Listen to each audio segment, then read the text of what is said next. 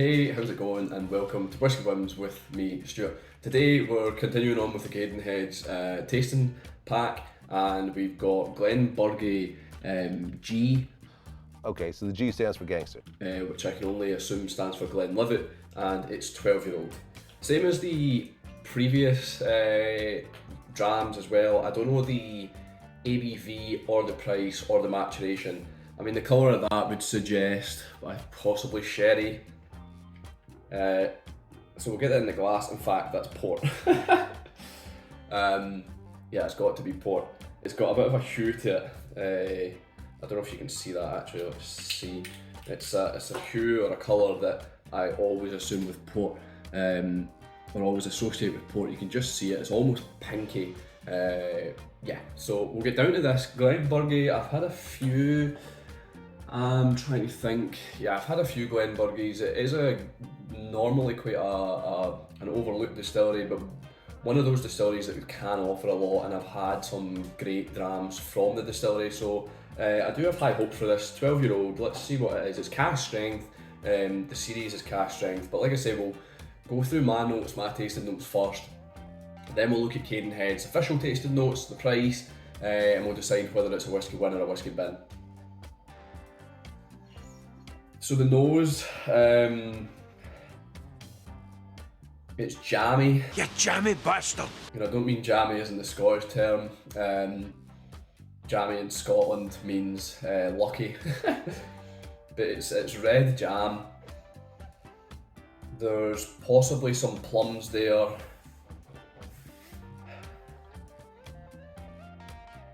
A little bit of chocolate. I'm not sure what else, to be honest. It feels quite sticky from the jam, but there doesn't seem to be a lot. Maybe something, I want to say syrup just because of the jam aspect, but it's quite maybe quite gummy, like sticky gummy. Maybe wine gums or something like that. It's quite powerful with the influence, whatever it is. I think it's port. I'm almost certain it's port. But it's very, yeah, it's, I don't feel like I'm getting a lot of whiskey.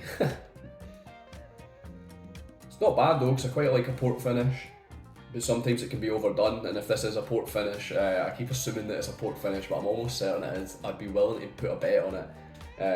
I'd say 90%, 10%. Then we'll go with the palate. The nose is fine, it's just a little overpowering with the whatever the finish is.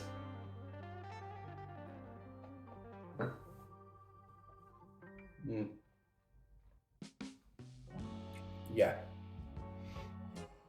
There's a lot of wood there. There's a lot of wood. It's quite, I'm not really at nah.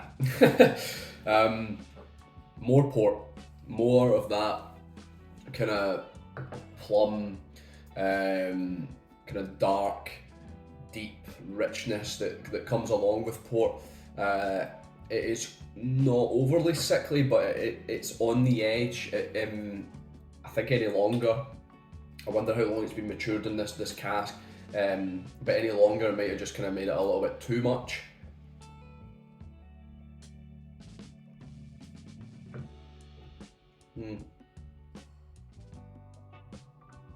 I'm really struggling with this one. It just feels, I mean, there is whiskey, it is whiskey, but it feels almost like I'm drinking port. Maybe a little bit of a metallic taste there. Something metallic, the copper. It's a lot of red fruits, but it's hard to describe. I feel like I'm just overpowered by. I'm going to put a little bit more in by the port. It's not really, I wouldn't say I'm enjoying it. I'd say it's okay, but I don't think it's anything spectacular. It's a little bit, I just think it's a little bit overburdened with this influence.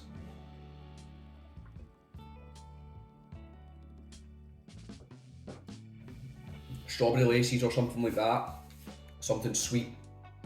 But no, the finish is definitely long. More of that wood element coming through. Maybe some like cashew nuts or something like that. It draws the cheek in. Maybe some sour berries. And I think that's all I'm getting. It seems a little bit of a cop-out, this review, but I'm not actually enjoying it that much. A little bit disappointed by that, unfortunately. So we'll look at the official tasting notes. So Glenburgie Glenlivet, 12-year-old, 52.5% ABV, £60, which is, I mean, it's all right. We'll get down to the pricing and that. It is all right for the paper. The pay-per-view. Reading it off the paper, that seems like it's all right. Ruby Port Hogshead since September 2020. Oh jeez, oh. So just under 3 years. I think this was released in August, so it's almost 3 years in that Ruby Port.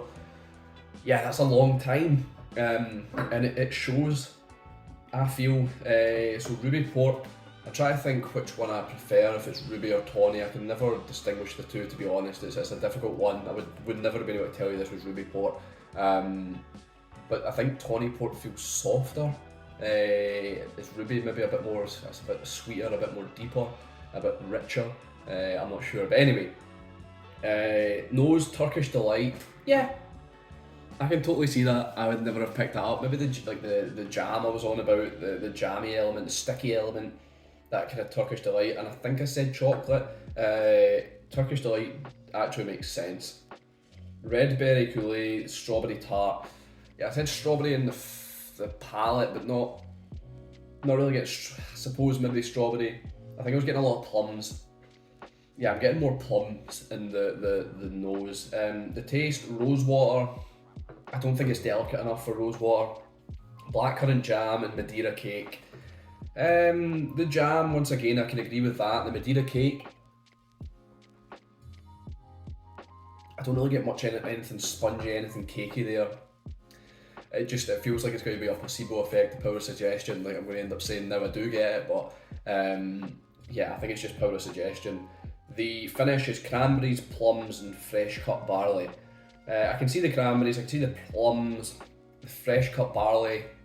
No, I'm just getting like a really nutty cashew nuts and a lot of wood in the finish. So we get down to my review. I think you probably guessed. Would I buy this again? Would I buy it? I wouldn't. Not from the experience. I don't like it. It's just underperforming, I feel, and I think it's been drowned. I think I said this with one of the other whiskies. I can't remember which one it was. Which one was it? It might have been, or was it one of these? One whiskey I reviewed not long ago. I'm sure I said it was drowned by the maturation or the finish, and this is definitely that. It's a little bit too much. Unfortunately, just too much of that port there. So I wouldn't buy it. Do I think it's worth it? I mean, someone might enjoy this a bit more than me. They might enjoy that richness from the Ruby Port. And £60 for a 12-year-old Glenburgie, it isn't really that bad. It's a good price, so I think on paper it's worth the price, but from my experience it's not worth it. And would I recommend it? Yeah, I mean, yeah, if you like a port, if you like a port, you're probably going to like this. So I mean, I'd recommend it. I think I'm going to say that's 1 out of 3 because I don't think it's worth the experience. It's maybe worth it to someone else, but it's not worth it to me. So at the moment, I am saying this is a whiskey bin. I've not got my coin with me, unfortunately. I missed a trick there. Yeah, that's all I've got to say in it. Thanks for watching. I've been Stuart. This has been Whisky Wins. I'll see you later.